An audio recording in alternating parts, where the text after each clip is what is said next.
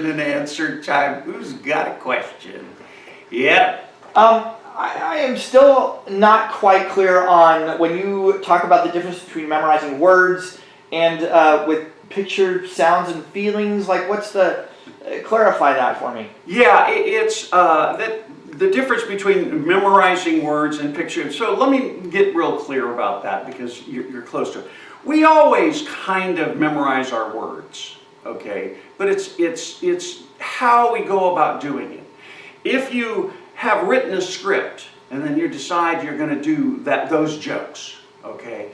And you practice just saying them out loud over and over and over and over and over and over and over and over and over and so many times, right?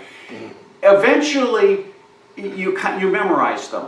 Okay. Now there's some problems. First of all,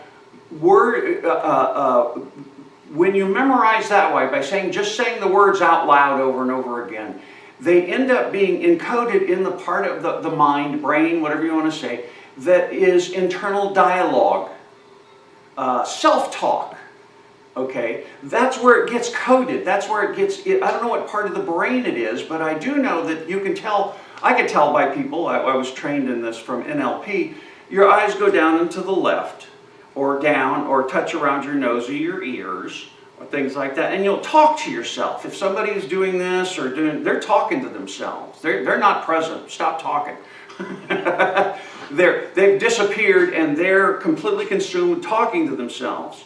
Okay, so when you take your memory of the exact words and put it in internal dialogue, in order to remember what you're going to say, you have to break off, and completely disappear for a second. Go in and talk to yourself, and then repeat that to the audience as far as you can get, and then back down and talk to yourself, and then repeat that for as long as you can get, and then go down and talk to yourself, and a lot of times people do it between each joke, because once they start it, they kind of can get on a roll of it.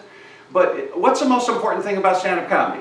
Relationship with the audience. Exactly. So every time, to me, to have a relationship, you have to have your attention on the audience. Every time you go into internal dialogue, you are completely disappearing to talk to yourself. There's no attention for the audience.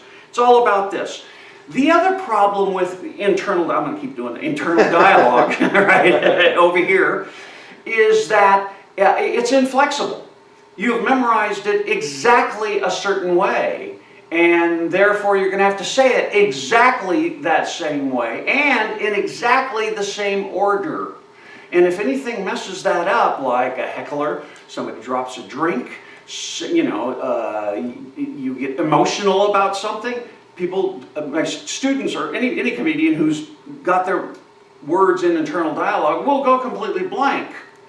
Because that flow, it's got to go from A to Z exactly. And that's why they call it a set. That is set. There's no more experimentation. There's no playing around with it.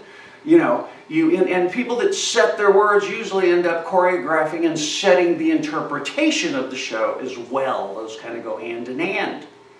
So, the first problem, there are a lot of problems with it. As soon as it's into internal dialogue, talk to yourself, talk to the audience, okay?